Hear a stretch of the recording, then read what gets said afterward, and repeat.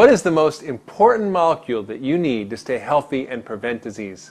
Hi, this is Dr. Mark Hyman. Welcome back. Now, why have most of you never heard about this? And why is it the secret to prevent aging, cancer, heart disease, dementia, and more?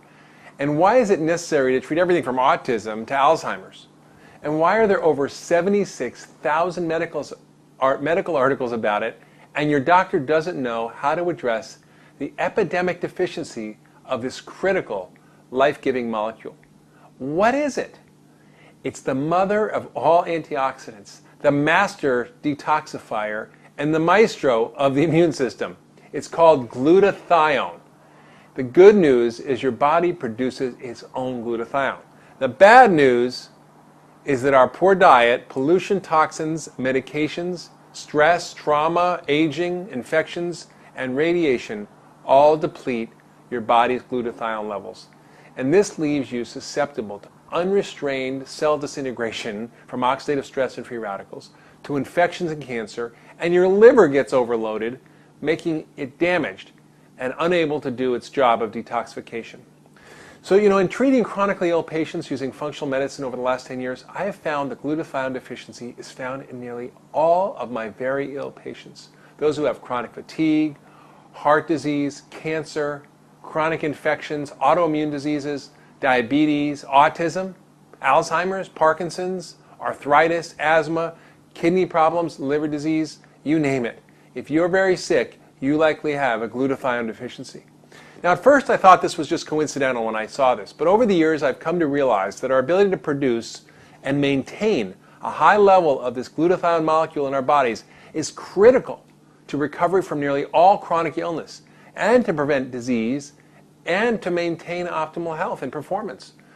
And so have the authors of the 76,000 medical articles on glutathione. Okay, so what's glutathione? What does it do for us? And how can we get more of it? Well, glutathione is a very simple molecule that's produced naturally all the time in your body. It's a combination of three simple building blocks we call amino acids: cysteine, glycine, and glutamate. The secret of its power is the sulfur chemicals it contains. Sulfur is a very sticky, smelly molecule. It sort of acts like flypaper, and all the bad things in the body stick onto it. Free radicals and toxins like mercury and other heavy metals. Normally it's recycled in the body, except when the toxic load becomes too high, and that explains why we're in such trouble. In my practice, I test for the genes involved in glutathione metabolism, genes involved in producing the enzymes that allow the body to produce and recycle the glutathione. They have lots of names, GSTM1 and GSTP1 and so on. The fact is that we all evolved in a time before there were 80,000 toxic industrial chemicals that were introduced into our world, before electromagnetic radiation was everywhere, before we polluted our lakes and rivers and skies and oceans and teeth with dental amalgams and with mercury and lead. And that's why we often got by with just a basic version of the genetic detoxification software that's encoded in their DNA. And it's sort of mediocre at getting rid of toxins in the body. We just really didn't need more. Who knew we would be poisoning ourselves and eating a processed, nutrition-depleted diet? That's why almost half of the population has a limited capacity to get rid of toxins. They're missing GSTM1 function. And nearly all my very sick patients, including me, which explains why I became mercury poisoned and why I suffer from chronic fatigue, are missing this particular gene. And that makes them the yellow canaries in the coal mine. And that may be up to 1/3 to 1/2 of our population who suffers from chronic disease. So why is glutathione so important? Well, it recycles all the antioxidants in the body. It helps us deal with free radicals. And dealing with free radicals is like handling a hot potato, right? The free radical gets passed around. It goes from vitamin C to vitamin E to lipoic acid, and then finally to glutathione, which cools it off and recycles the other antioxidants. And then the body can reduce or regenerate another protective glutathione molecule, and we're back in business. The problem occurs when we're overwhelmed with too much oxidative stress or too many toxins. Then glutathione becomes depleted, leading us towards some terrible illness.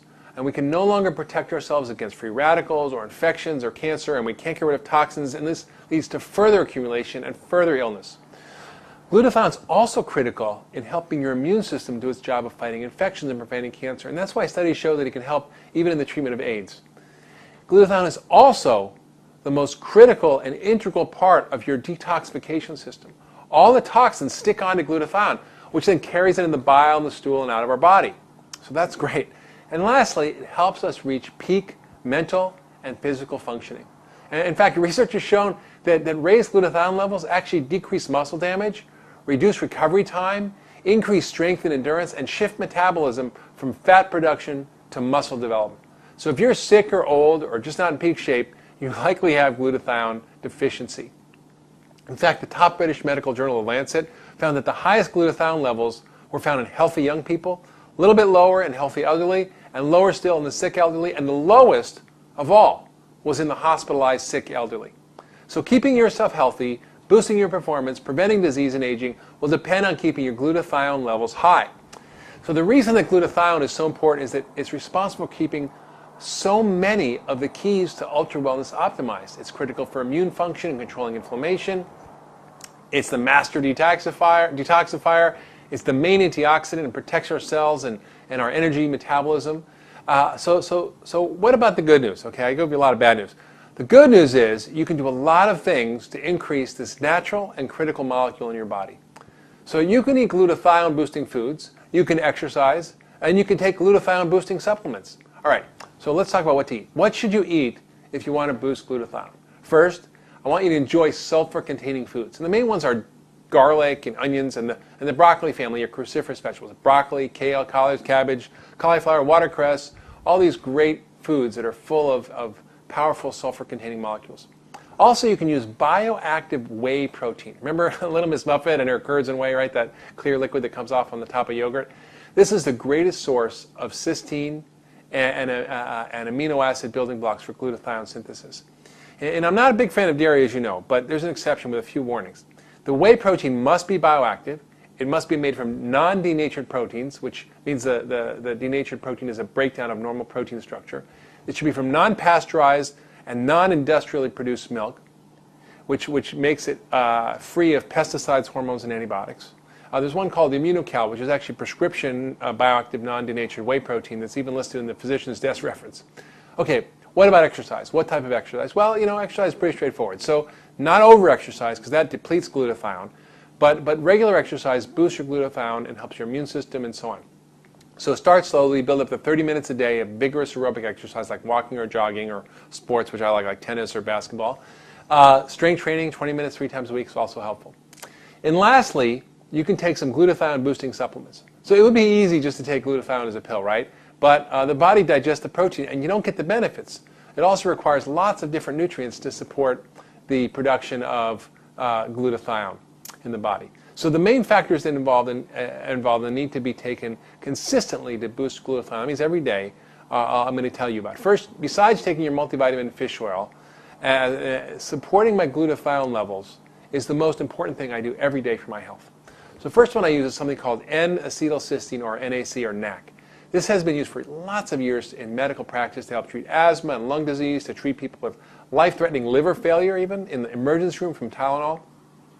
But now it's even used to prevent kidney damage from dyes used in a hospital from X-ray studies. So it's got a lot of widespread application.